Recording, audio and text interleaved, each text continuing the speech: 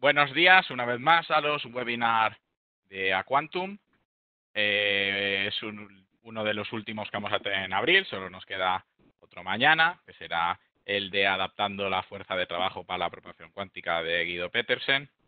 Hoy tenemos una vez más a Ezequiel Murina, un compañero de Aquantum muy especial porque es nuestro físico y una persona que consiguió iluminarnos cuando nos empezamos a meter con todos los proyectos de Aquantum, sobre todas las cosas que no entendíamos, que la verdad es que siguen siendo la mayoría. Y por suerte, él nos ayuda a comprender todo lo que tiene que ver con la parte de la física matemática cuántica.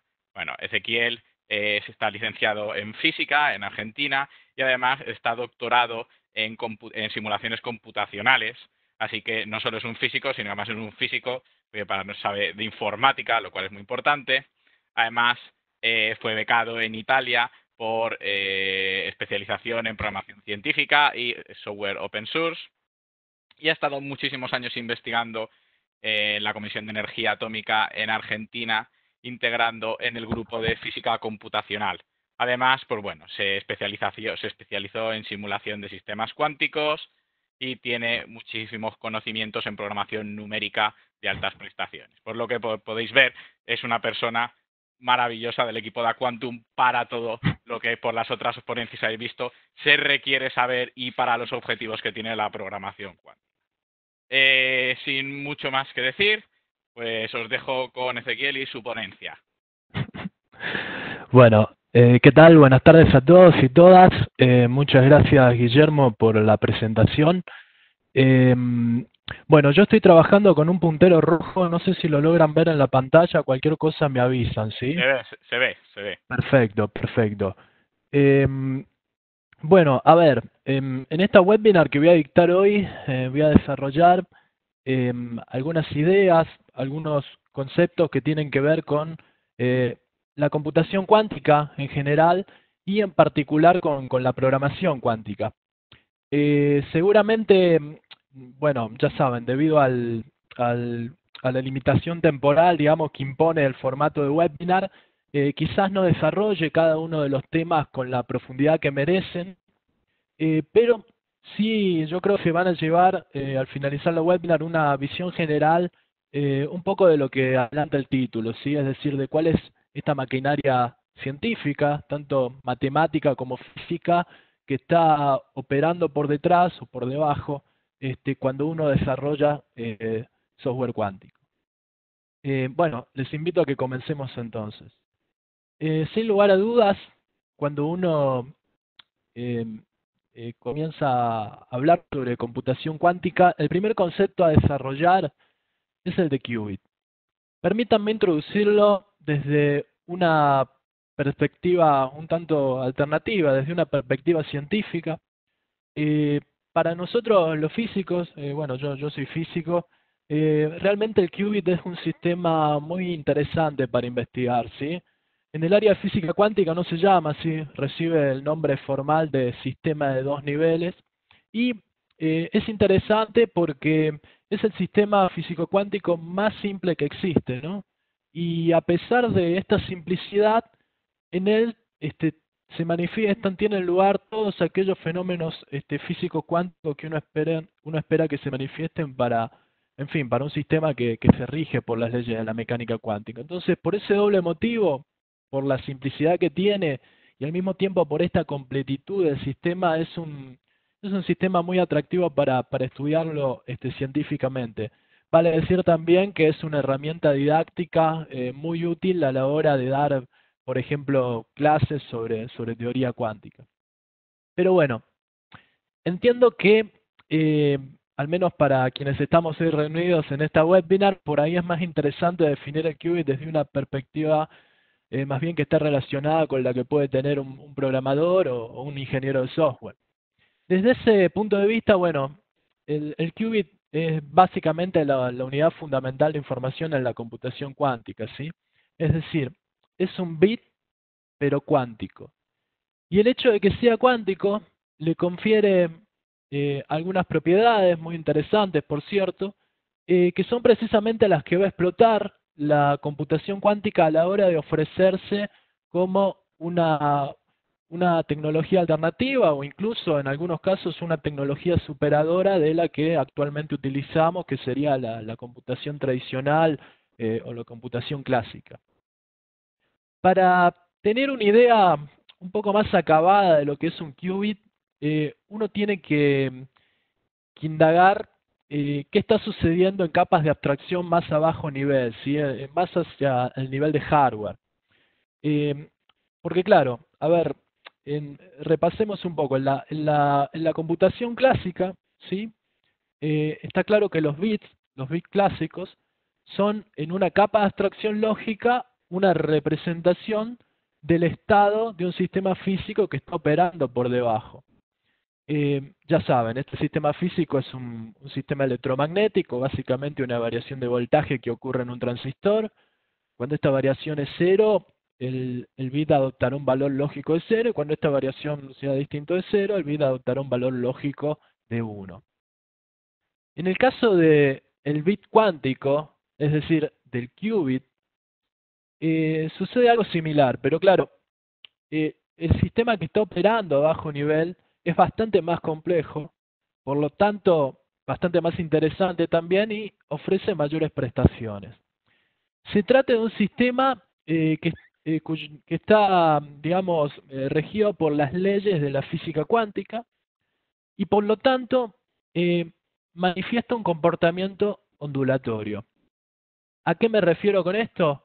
Bueno, por ejemplo, tiene el mismo comportamiento ondulatorio que pueden tener ondas propagándose en la superficie del agua. El mismo comportamiento ondulatorio que pueden tener, por ejemplo, ondas mecánicas. Acá le puse una foto de una guitarra. Cuando uno pulsa una cuerda de una guitarra, comienza a propagarse una onda longitudinal por la cuerda. Esta onda también genera una vibración local en el aire circundante que produce una oscilación periódica que finalmente se transforma en las ondas sonoras que uno escucha. También pueden pensar nada en las ondas electromagnéticas. ¿M? En fin, ese mismo comportamiento presente en todas las ondas con las que uno está habitualmente en contacto, tiene este sistema físico cuántico que está operando por debajo de los qubits. Y claro, cuando uno tiene ondas, en particular dos o más ondas, lo que ocurre es que interactúan unas con otras, se solapan. El nombre técnico es que ocurre superposición de ondas. Y cuando ocurre superposición de ondas, esto da lugar a un fenómeno que en física se conoce como interferencia. Es este fenómeno, el de interferencia, precisamente el fenómeno que la computación cuántica va a explotar a la hora de ofrecerse, como les decía anteriormente, como una nueva tecnología. ¿En qué va a verse reflejado este fenómeno de interferencia en la capa de abstracción lógica que vendrían a ser los qubits?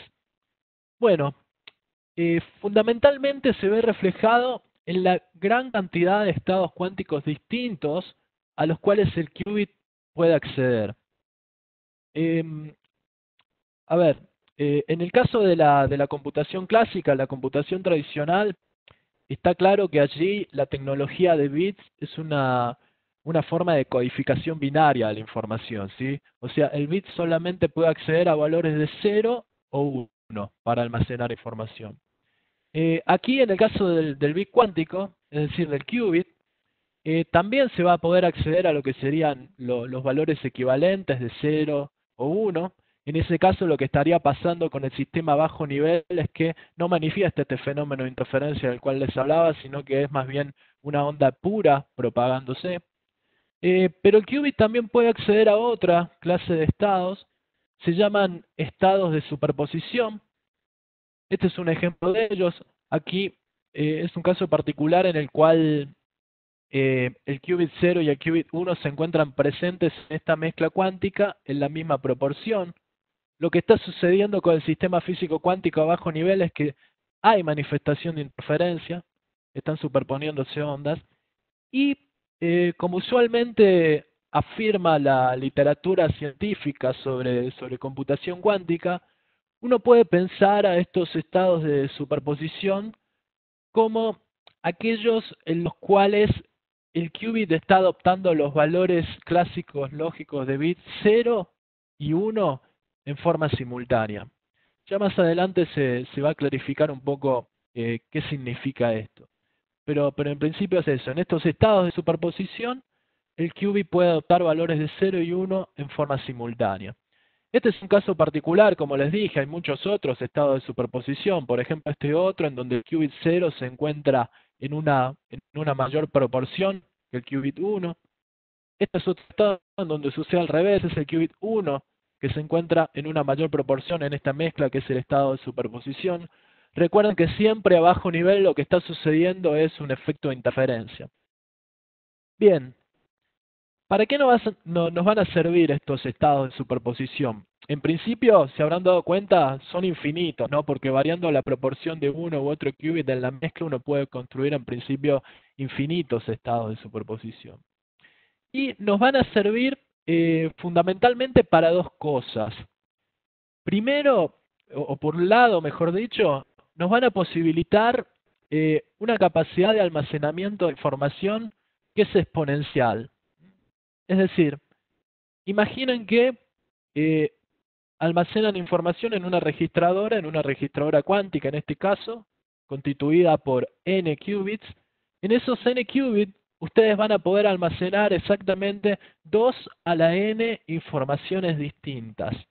Y si, por ejemplo, quisieran extender esa registradora para poder almacenar más información agregando qubits, por cada qubit que agreguen, van a duplicar la capacidad de almacenamiento. Es decir, tenemos una posibilidad de almacenar data masiva, Big Data, ¿no?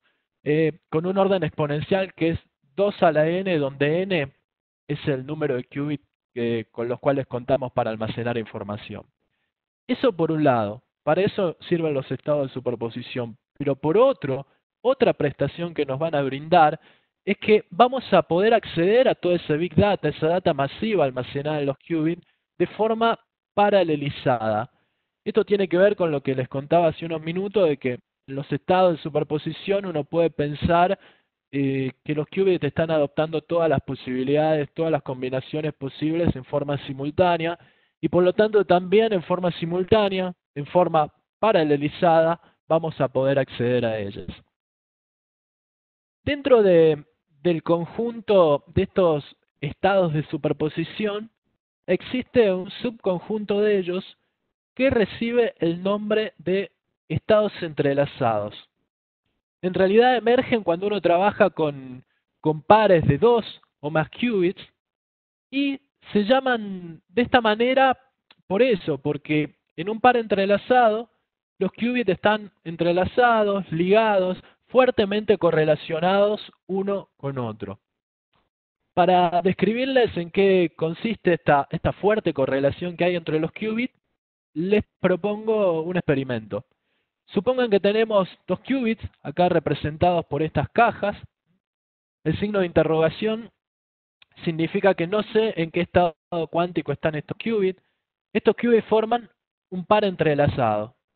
Y el experimento consiste en que quiero medir estos qubits para ver en qué estado están. No sé, imaginen que están corriendo un programa, que han desarrollado un programa cuántico, y en determinada instancia el programa necesita recuperar información, consultar en qué estado están estos qubits. Entonces, bueno, el experimento es ese, medirlos. Les propongo comenzar midiendo este qubit, el que está en la izquierda, y observen lo que sucede cuando uno hace eso. Cuando uno mide el qubit de la izquierda, inmediatamente el estado cuántico del qubit compañero queda absolutamente determinado. Ya no me hace falta medirlo porque ya sé cuánto vale. En eso consiste esa fuerte correlación de la cual les hablaba. En otras palabras, siendo el par entrelazado el sistema, la correlación consiste en que modificar una parte del sistema modifica al sistema en su totalidad. Permítanme agregar algo más respecto a esta fuerte correlación que hay entre los qubits en un par entrelazado. Para eso les propongo un nuevo experimento muy similar al anterior. Tengo 2 qubits formando un par entrelazados y quiero medirlos. Pero antes de medirlos, lo que voy a hacer es separarlos una distancia entre ellos, una distancia grande, ¿sí? Voy a dejar, por ejemplo, un qubit en Puerta del Sol y el otro lo voy a llevar de alguna manera a la superficie de la Luna. Y nada, y voy a hacer lo mismo que en el caso anterior, voy a medir alguno de los qubits. Les propongo medir el que está en Puerta del Sol por una cuestión de cercanía. Cuando uno mide el qubit que está en Puerta del Sol, fíjense lo que ocurre con el qubit que está en la Luna. Lo mismo que el caso anterior, o sea, su valor queda absolutamente determinado. Es decir, la correlación cuántica que había entre ellos, al formar un par entrelazado, no se rompe con la distancia que haya entre los qubits. Esto en física se denomina una relación no local y es un fenómeno propiamente cuántico, muy característico de los estados entrelazados. Bueno, ¿por qué les hablo de estos estados entrelazados, que son una clase de estados de superposición? Porque, bueno, si alguna vez a ustedes les interesa y estudian algoritmia cuántica, van a descubrir que los estados entrelazados cumplen un papel fundamental allí. El lograr establecerlos, el lograr manipularlos con inteligencia a medida que uno va implementando determinado algoritmo. Bien, hasta ahora les he descrito un poco qué son los qubits y les he comentado que bueno, son una tecnología de representación lógica en una capa de abstracción que responden, digamos, al estado de un sistema físico cuántico que tiene comportamiento ondulatorio y que está operando a bajo nivel. Pero habrán notado que en ningún momento les precisé qué clase de sistema podía ser este. En parte lo hice a propósito, porque bueno, es un tanto complicado de explicarlo, sobre todo en el poco tiempo del cual dispongo, pero eh, nada, les voy a dar algunos ejemplos a continuación, haciendo la salvedad de que no son implementaciones reales los siguientes ejemplos, son más bien de índole académico, pero bueno, sirven como herramienta didáctica para que más o menos nos hagamos una idea de qué clase de sistema puede servir para construir un qubit. Son tres ejemplos, como ven, le propongo comenzar por el caso de construir un qubit a partir de la polarización de un fotón. Bueno, un fotón es básicamente la discretización de la radiación electromagnética. A ver, imaginen que tienen un haz de luz, imaginen que disponen de un microscopio de muy alta magnificación, imaginen que a través de este microscopio pueden observar el haz de luz con gran detalle. Lo que van a notar es que el haz de luz no es un medio continuo, sino que está constituido por pequeños corpúsculos, se llaman fotones, y bueno, tienen muchas propiedades los fotones. Por supuesto son partículas cuánticas, es decir, su comportamiento está gobernado por las leyes de la física cuántica, por lo tanto van a manifestar este fenómeno ondulatorio y de interferencia del cual les hablaba, y entre múltiples propiedades que tienen, una de ellas se denomina polarización. La polarización es una magnitud mapeable en una cantidad vectorial, es decir, se dan determinadas direcciones, entonces uno en principio puede tomar una de estas direcciones y definirla como la dirección vertical de polarización. Y luego uno puede tomar otra de estas direcciones y definirla como la dirección horizontal de polarización. Entonces, de esta manera nos hemos construido un sistema de dos niveles. Un nivel es la polarización vertical, el otro la horizontal. Van a tener lugar estados de superposición porque el fotón se comporta según las leyes de la física cuántica. Por lo tanto, este sistema es en principio útil para, en una capa lógica, ser representado por medio de la tecnología de qubits. Les propongo ahora concentrar la atención en este ejemplo del centro de la pantalla y que está referido a, quizás es uno de los ejemplos más difundidos en la literatura, ¿sí? Consiste en construir un qubit a partir de lo que se conoce como el spin del electrón. Bueno, no voy a explicar en detalle qué es el spin, porque quiero contarles otras cosas, pero simplemente quisiera desterrar algunas, digamos, fake news que han sido difundidas con respecto al spin. O sea, el spin no tiene nada que ver con una esfera rotando, ¿sí? Más bien está más relacionado con el comportamiento que puede tener un imán. pero no tiene en principio mucho que ver con una esfera que rota. Sí les doy una definición breve para que tengan. El spin es básicamente una forma de energía de tipo magnética. Y bueno, en el caso del electrón, también se da eh, eh, tiene componentes en dos direcciones en el espacio. Eh, Recibe la denominación técnica un medio menos un medio, cada una de esas componentes. También se le suele llamar spin up o spin down. Entonces, bueno, el electrón, por supuesto, también se comporta según las leyes de la física cuántica, porque es una partícula muy pequeña. Por lo tanto, aquí tenemos de nuevo otro sistema de dos niveles. Uno de ellos será el spin up del electrón, y el otro el spin down del electrón. Van a tener lugar estados de superposición en donde el electrón esté en spin up y spin down en forma simultánea, y por lo tanto aquí tenemos otro sistema físico cuántico a partir del cual se puede construir un qubit. Y vamos con este último ejemplo que está en la derecha de la pantalla, y que es uno de los más atractivos para mí en el sentido de que se aleja un poco de la norma, ¿no? del resto de los ejemplos. Y consiste en construir un qubit a partir de la posición en el espacio de un átomo. Un átomo es algo muy pequeño, su longitud característica es del orden del Armstrong, eso es 10 a la menos 10 metros. Por lo tanto, eh, se comporta según la ley de la física cuántica y va a manifestar comportamiento ondulatorio. Cuando uno expone un átomo a lo que se conoce como un potencial de doble pozo, que es esta curva que ven en el gráfico, el átomo tiende a estar en los mínimos de esta curva, es decir, en el mínimo de la izquierda o en el mínimo de la derecha, o bien en ambos mínimos en forma simultánea, ¿sí? Porque tiene comportamiento ondulatorio el átomo. Entonces, de nuevo, ahí tenemos otro sistema de dos niveles. En este caso, un nivel será el átomo ubicado en el mínimo de la izquierda, y el otro nivel será el átomo ubicado en el mínimo de la derecha. Y, bueno, va a ser en principio un sistema apto para ser representado en una capa lógica por medio de la tecnología de qubits.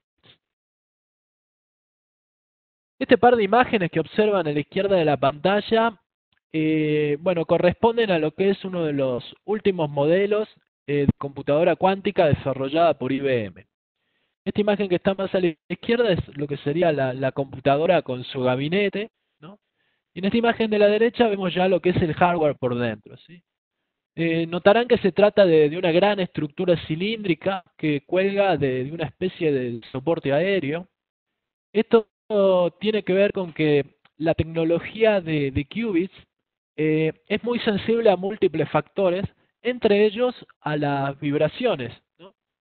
Entonces, por este motivo se cuelga, digamos, el hardware de un soporte aéreo para evitar apoyarlo sobre alguna superficie que le pueda transmitir vibraciones y por lo tanto modificar los estados cuánticos de los qubits. Prácticamente, yo diría el 90% de toda esta estructura cilíndrica corresponde a sistemas de refrigeración. Porque, bueno, como les decía, el qubit es muy sensible a múltiples factores, pero fundamentalmente es muy sensible al intercambio de calor con el medio, ¿sí?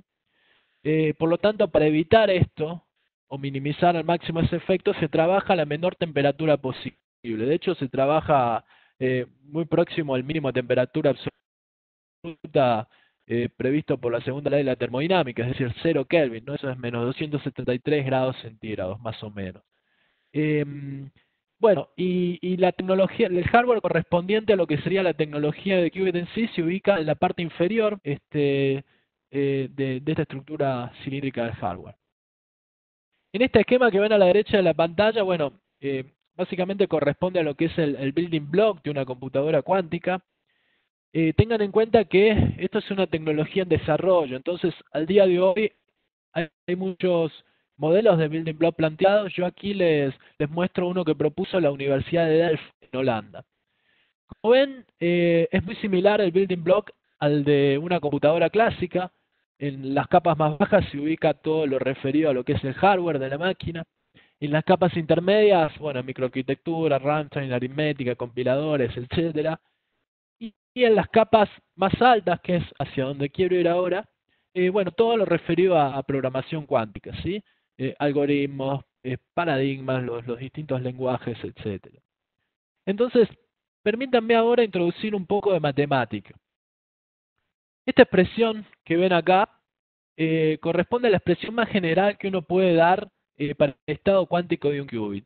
Básicamente, como ven, consiste en una suma de un qubit en estado 0 y otro qubit en estado 1. La suma, por supuesto, está indicando que a bajo nivel el sistema físico cuántico está manifestando el comportamiento de interferencia. Y aparecen estos coeficientes A y B, que en realidad son números complejos, y van a ser fundamentales, porque en ellos está decodificada, mejor dicho, codificada, toda la información referida al estado cuántico del sistema. Para describirles cómo está codificada esta información, les voy a comentar un poco lo que se refiere a el proceso de medición del estado cuántico de un qubit y lo que es el contexto, digamos, del colapso de la función de onda. Después, si quieren, me preguntan en la sección de consultas sobre el colapso de la función de onda. Ahora prefiero centrarme en lo que es el proceso de medición del estado cuántico de un qubit, ¿sí? De nuevo, imaginen que estamos corriendo un programa en determinada instancia, el programa tiene que consultar el estado del qubit, entonces hay que medirlo. Supongan que tenemos un qubit en estado de superposición dado por esta expresión general, y bueno, lo vamos a medir, ¿sí? Y acá ocurre algo muy característico de todo sistema cuántico, y por lo tanto el qubit también se va a ver en él ese efecto, porque es un sistema cuántico, y es que, a ver, uno podría decir lo siguiente: el qubit eh, sería como un ente dotado de cierta inteligencia, la cual le permite darse cuenta que uno lo va a medir, ¿no? O sea, se siente observado, se da cuenta cuando va a ser medido. Y cuando se siente observado, lo que hace el qubit es ocultar todo su comportamiento cuántico, ocultar todo su comportamiento ondulatorio, e inmediatamente comportarse como si fuese un sistema netamente clásico. Entonces, lo que terminamos nosotros midiendo es en definitiva un sistema clásico y por lo tanto retornando valores de bit clásicos, es decir, ceros o unos. Esto, por suerte, ocurre de esta manera, y digo por suerte por lo siguiente, que como les dije ya en dos oportunidades anteriormente, uno puede pensar que un qubit en estado de superposición está adoptando los valores 0 y 1 en forma simultánea. Pero claro, esto no tiene sentido, ¿no? O es 0 o es 1, no puede ser 0 y 1 en forma simultánea porque eso contradice el principio de identidad de la lógica tradicional, ¿no? Entonces, por suerte ocurre esto de que el qubit se siente observado, intenta camuflarse y se comporta como un sistema clásico y por lo tanto terminamos midiendo valores clásicos ceros o unos. Pero claro, la cosa no termina allí. ¿Por qué? Porque uno va a terminar midiendo 0 o 1, pero con cierta probabilidad de ocurrencia. Y es esta probabilidad, en esta probabilidad de ocurrencia, es en donde queda delatado, digamos, que el qubit en su origen esencialmente fue un sistema cuántico. O sea, si bien se intentó ocultar de nosotros, cuando lo medimos comportándose como un sistema clásico, nosotros terminamos midiendo, sí, valores clásicos, pero con una probabilidad de ocurrencia. Y eso es un leve vestigio, una leve sombra, digamos, que delata que el sistema esencialmente en su origen fue efectivamente cuántico, vale decir, probabilidad de ocurrencia que no está presente en la computación clásica, ¿sí? Cuando uno mide un bit, o sea, lo mide sin ninguna probabilidad de ocurrencia, ¿no? Lo mide con una, o en todo caso, con una probabilidad del 100%, ¿sí? Bueno, ¿por qué les hablo de esta probabilidad de ocurrencia? Porque va a ser esta probabilidad de ocurrencia la que va a estar decodificada en estos coeficientes A y B de los cuales les hablaba anteriormente, de la siguiente manera. Básicamente, el módulo cuadrado de A nos va a dar la probabilidad de uno poder medir un valor de 0 del estado cuántico del qubit, y el módulo cuadrado de B va a dar la probabilidad de poder medir 1.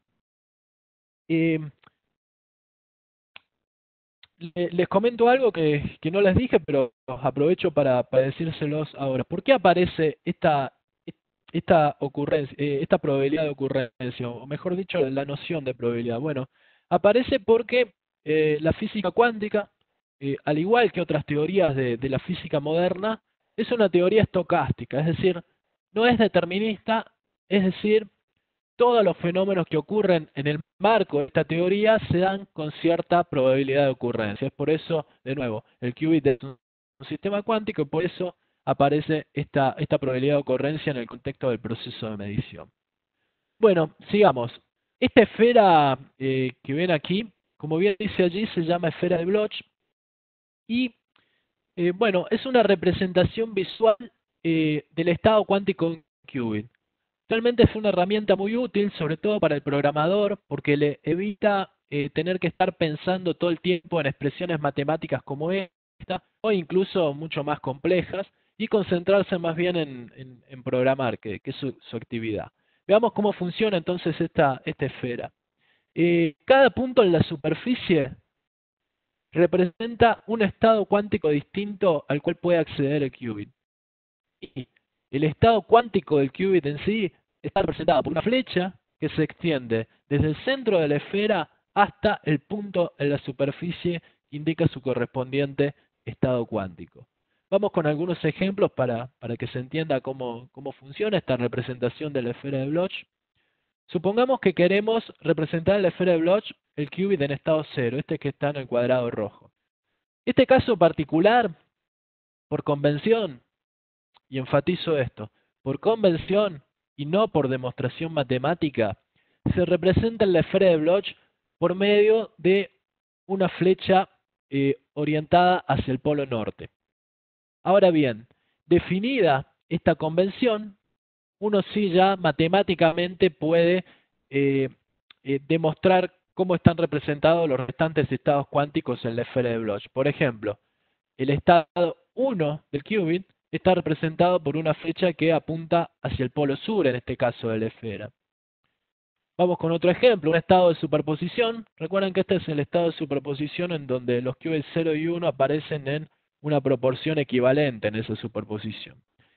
Este estado matemáticamente se demuestra que está representado en la esfera de Bloch por medio de una flecha, en este caso, apuntando hacia el ecuador.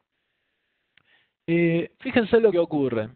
Uno podría decir entonces que básicamente la programación cuántica consiste en ir realizando sucesivas modificaciones en la dirección de esta flecha a lo largo de la esfera de Bloch. Antes de continuar, quisiera tomarme unos segundos para hacer una aclaración. A continuación, lo que les voy a mostrar es la forma de programar que está enmarcada dentro del contexto de lo que se conoce como computación cuántica universal, ¿sí? Hay otra forma de programar, que yo no la voy a mostrar en esta webinar por cuestión de tiempo, que está enmarcada dentro de lo que se conoce como el modelo de computación por annealing o computación temperamental. Bueno, ese no lo voy a describir. Voy a describirle entonces el que está contextualizado dentro de lo que es la computación universal y que consiste, como decía, en ir haciendo sucesivas modificaciones en la dirección de la flecha, de esta flecha que se representa en la esfera de Bloch. ¿Cómo uno hace eso? ¿Cómo uno va modificando la orientación de esta flecha o equivalentemente modificando el estado cuántico de los qubits? Bueno, eso se lleva a cabo por medio de las denominadas puertas lógicas cuánticas. Hay muchas puertas lógicas, una gran variedad. Yo solamente les voy a mostrar un caso que es para mí uno de los más atractivos porque, bueno, me da la sensación de que es como la puerta lógica más cuántica de todas, porque es la puerta que genera interferencia. Se llama puerta de Hadamard y como las restantes puertas lógicas tiene una representación matemática por medio de matrices. Se trata de matrices cuadradas, en algunos casos son hermitianas, en otros unitarias, en otros hermitianas y unitarias a la vez, en fin. cumplen una serie de requisitos matemáticos que todos hacen a la consistencia lógica de la teoría cuántica en general. Bueno, veamos cómo funciona entonces esto de ir modificando la flecha de Lefebvre-Bloch, en particular aplicando lo que es esta puerta de Hadamard. Para eso les propongo que analicemos esta secuencia 1, este mini algoritmo, uno podría decir, en el cual le damos como input a la puerta de Hadamard un estado puro de un qubit con valor 0, ¿no? Y lo que obtenemos como output es un estado de superposición. Lo que está ocurriendo acá es que, como les decía anteriormente, la puerta de Hadamard se caracteriza por generar interferencia. Entonces eso es lo que está haciendo. Si quieren lo vemos en lo que es Lefebvre-Bloch, hemos ido de la flecha roja a la flecha negra, o a bajo nivel hemos ido de una única onda pura propagándose a un fenómeno de interferencia que fue el que generó la aplicación de la puerta de Hadamard. Bueno, sigamos viendo cómo funciona. Veamos un ejemplo más. Hagamos, si quieren, el paso inverso, ¿no? Esta secuencia 2, en donde le doy como input a la puerta de Hadamard un estado de superposición y fíjense lo que obtengo como output. Obtengo un estado puro. Esto tiene sentido porque, de nuevo, la puerta de Hadamard siempre genera interferencia. Lo que pasa es que en este caso, la interferencia que generó interactuó de forma destructiva con una interferencia que ya tenía el estado input porque era un estado de superposición, era un estado de este tipo, ¿no? Entonces, bueno, el resultado, como la interacción entre interferencias es destructiva, el resultado final es que uno recupera un estado puro, una única onda propagándose si uno piensa en el comportamiento del sistema físico cuántico a bajo nivel. Permítanme ya para ir finalizando esta webinar, que implemente a nivel de código la secuencia 1, ¿sí? Es decir, voy a darle como input una puerta de Hadamard, un estado puro, voy a obtener un estado de superposición y luego voy a hacer un paso más que va a ser medir este estado de superposición. Lo que ven aquí en la parte derecha superior de la pantalla es, como bien dice ahí, un circuito cuántico. El circuito cuántico, bueno, nada, es también de forma análoga a lo que es la herramienta de la esfera de Bloch. El circuito cuántico en este caso es como un mapa que va teniendo el programador respecto al algoritmo que va implementando y le va indicando las sucesivas puertas lógicas que va aplicando, ¿no? En este caso yo ingresé como input un estado puro, apliqué una puerta de Hadamard, ¿no? Obtendré un estado de superposición y luego voy a medir ese estado de superposición y obtendré un resultado, un valor clásico 0 o 1, que lo voy a almacenar en un bit clásico, ¿no? La información de las mediciones se almacenan en soportes clásicos. El código que observan aquí es, bueno, básicamente la implementación de la secuencia 1. Está escrito, como ven, en Python porque utilicé un framework que, bueno, desarrolló IBM que se llama Qiskit. Pero lo interesante de esto, les invito a que presten atención a esta línea del código en donde figura este número 400. Y que tiene que ver con las 400 veces que yo ejecuté este mismo código y obtuve, por lo general, un resultado distinto en cada una de esas ejecuciones, un output distinto. Y esto tiene que ver, bueno, les decía unos minutos atrás, con el hecho de que la cuántica es una teoría estocástica y todos los fenómenos que se dan en el marco de esta teoría se dan con cierta probabilidad de ocurrencia, ¿no? Por eso, cada vez que uno ejecute un mismo algoritmo cuántico, por lo general uno va a obtener un resultado, un output diferente. Por supuesto que siempre dentro del marco de cierta dispersión en torno a un valor medio que sí va a estar bien definido, ¿sí? Entonces uno lo que tiene que hacer es trabajar con esos valores medios de la cantidad que le interese. Es lo que hice yo aquí, yo ejecuté 400 veces este mismo código y tomé un valor medio de los resultados que obtuve. ¿Un valor medio de qué? Bueno, la cantidad que a mí me interesó fue la probabilidad de medir un valor 0 o un valor 1 en el estado de superposición que obtuve como output al aplicar la puerta de Hadamard. recuerden que estoy implementando a nivel código la secuencia 1, ¿no? Entonces obtuve como output esta superposición y en la probabilidad quiero medir eh, el estado ¿sí? ¿Cuál es la probabilidad, mejor dicho, de medir 0 y 1 teniendo ese estado? Y fíjense, como bien indican estos gráficos de barra, la probabilidad es prácticamente la misma, ¿no? Y esto tiene sentido, por el hecho de que el output es una superposición en la cual el qubit 0 y el qubit 1 están presentes en una misma proporción en esta mezcla cuántica y por lo tanto tiene sentido que la probabilidad de medir 0 o 1 sea equivalente. Aquí en el gráfico de barras, si observan con atención, las barras no son exactamente equivalentes. Eso tiene que ver con ruido cuántico. Bueno, si después están interesados, me pueden consultar al respecto. Ya para ir finalizando, nada, me gustaría mencionar algunas ideas que sería interesante que se lleven para discutirlas, reflexionarlas. La primera, bueno, eh, lo que dije al principio de todo, eh, espero que tengan ahora una visión un poco general de cuál es esta maquinaria científica, tanto física como matemática, que está operando por debajo cuando uno se sienta a programar un código de características cuánticas, ¿sí? En ese sentido y en relación a la idea 2, si bien es cierto, somos programadores y siempre como que estamos trabajando en las capas más altas del building block, ¿no?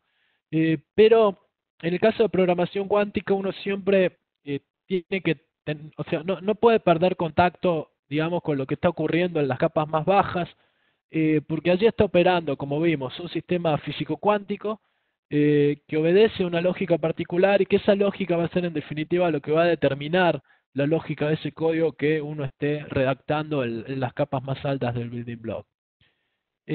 Bueno, y respecto a la idea 3, y esto me va a dar pie para lo que a continuación quiero decir, eh, la computación cuántica es una tecnología en desarrollo, es una tecnología que en los próximos años va a tener más desarrollo aún, y por lo tanto va a demandar una nueva fuerza de trabajo. ¿Mm? ¿Qué es eso? Bueno, nada, es ingenieros como los que hay ahora de software o programadores, eh, pero que además de todos sus conocimientos y experiencia que ya tienen, van a tener que tener cierta idea, ciertos conocimientos fundamentales de física cuántica y de la matemática que les permita moverse con comodidad en el marco de la teoría cuántica para poder desarrollar software cuántico de calidad.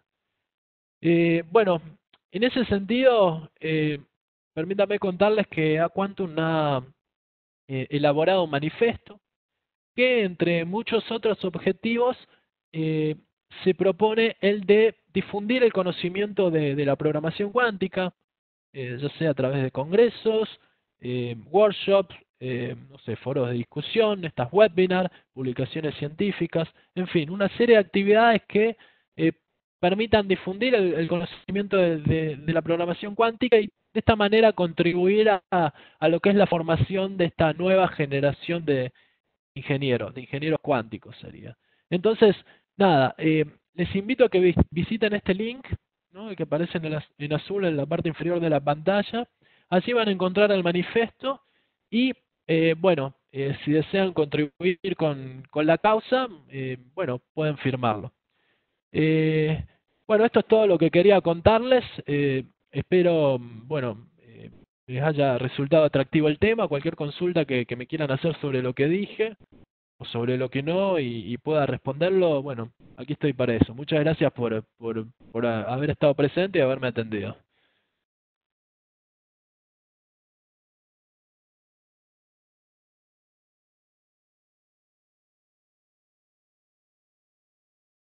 Uy, se me ha quitado. Bueno, muchísimas gracias, Ezequiel, por esa presentación una vez más. Estoy seguro que les ha resultado interesante porque la verdad es que es un tema interesante de per se. Y bueno, pues pasamos a la parte de preguntas.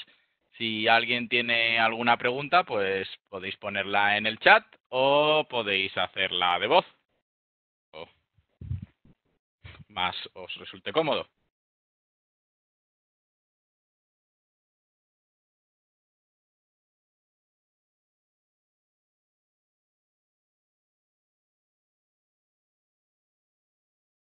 Veamos. ¿Hasta qué nivel de conocimientos físicos debe tener un programador cuántico? Un programador cuántico, bueno, a ver, está claro que no tiene este, que ser físico, pero sí, a ver, algunas nociones fundamentales, sí, sobre la teoría cuántica, eh, básicamente, sobre todo familiarizarse un poco con esto de los comportamientos probabilísticos, ¿sí? Que quizás eso es un poco bastante distinto a lo que uno está acostumbrado a trabajar sobre todo en el contexto de computación clásica o tradicional, ¿no? Y también, bueno, en cuanto a la matemática necesaria, bueno, fundamentalmente, bueno, de lo que es álgebra lineal, por supuesto, un manejo, digamos, adecuado de vectores, de matrices, de cambios de base, al menos lo fundamental. Y en cuanto a probabilidad, bueno, las nociones básicas de estadística, ¿sí? ¿Qué es una probabilidad? ¿Cómo se calcula? En fin, no es mucho, pero sí ideas que son importantes a considerar, de nuevo, por lo que decía hace un rato, para poder de esa manera aportarle mayor calidad al software cuántico que uno desarrolla. Yo puedo decir que esto lo hace de parecer muy fácil, pero yo me acuerdo cuando nos pusimos con esto, sinceramente hablando, no me acordaba ni de cómo se multiplicaban las matrices. Y No, este claro, claro. homomorfismos leí y dije, eso lo vi hace mucho tiempo. Esas cosas se olvidan, ¿eh? ¿Alguna pregunta más? ¿Alguna cuestión más sobre la ponencia o el manifiesto? ¿Alguna recomendación de bibliografía? Vean, recomendación de bibliografía. Eh, a ver, yo le recomendaría que hagan, a ver, de nuevo, esto es algo relativamente bastante nuevo y uno recomendar bibliografía, uno corre el riesgo de recomendar bibliografía para físicos y no le van a perder mucho tiempo con eso. Lo que se me ocurre de forma inmediata es tomar los cursos que va a ofrecer a Quantum 9, de eso sabe más Guillermo, sobre fundamentos de programación cuántica y los cursos usados después. A mí me gustan mucho los tutoriales o la breve bibliografía que escriben bueno, algunas compañías que han desarrollado hardware, por ejemplo, IBM, hecho los tutoriales que tienen. Si les interesa lo que es la programación dentro de lo que es la computación universal, ¿no? También pueden ir, si quieren ir al otro paradigma de programación que es la computación por annealing, a consultar los manuales y algunas publicaciones científicas que tienen y muy sencillas la gente de D-Wave, que ellos desarrollan hardware para trabajar con computación por annealing. Eh, nada, em, eso me parece lo más práctico y a la vez lo más sencillo para, de nuevo, un ingeniero o un desarrollador de software que quiere este, empezar en esta área de trabajo. Sí, la verdad es que es cierto que hay muchas publicaciones y es muy complicado encontrar alguna que no esté destinada principalmente a la parte física o matemática. Puedo atestiguar de eso. Hay alguna publicación que sí que está bastante moderna, que sí está más destinada a la programación y a los computadores y te habla de, como ha dicho Ezequiel, pues computadores como el de D-Wave y estos elementos. Pero ahora mismo la verdad es que sí que hay un libro que me gustó, pero yo no me acuerdo. Además, como ha dicho Ezequiel, es cierto que ya, de hecho, los podéis ver en el catálogo. Tenemos 3 cursos de programación cuántica, uno de fundamentos de programación cuántica, que es básicamente en el curso en el que el curso en el que la ponencia cortita de José Luis Evia de programación cuántica se da. Y luego tenemos 2 cursos especializados, uno de programación con Microsoft QDK, de acuerdo, con QSARP, utilizando los simuladores de Microsoft, y luego otro que está centrado en la programación utilizando en IBM Quantum Experience y otros SDKs, pero principalmente se centra en IBM utilizando pues máquinas de Python y Qiskit, que es el lenguaje que ellos utilizan habitualmente para esos temas. Claro. Agrego, a ver, si quieren, ahí le paso por el chat un libro. En realidad los autores lo van a encontrar, que es el libro tradicional, el más completo de todos. Ellos son físicos, ¿no? Pero es bastante ameno, se puede entender. Lo que pasa es que es muy largo, ¿sí? Por eso y por ahí se pueden frustrar, digamos, les puede llevar. Yo les invitaría a que comiencen por los tutoriales que les recomendé recién, que están online en las páginas de IBM, o si les interesa D-Wave, en la página de D-Wave. Eh, Ahí les pasé por el chat de Nielsen and Chuang. Creo que se escribe así, Chuang, pero nada, ponen algo así parecido, lo van a encontrar porque es el libro fundamental al menos que todos los autores citan para computación cuántica. Y en particular también tiene mucho de programación cuántica, de algoritmos, en fin, está todo ahí, todo. Sí, el libro se llama Quantum Computation and Quantum Information, Ahí está, ahí de, está. de Isaac Chuang y Michael Nielsen. Genial, Creo que los escribiste bien, efectivamente. genial. Bueno, ¿alguna cuestión, pregunta, duda más?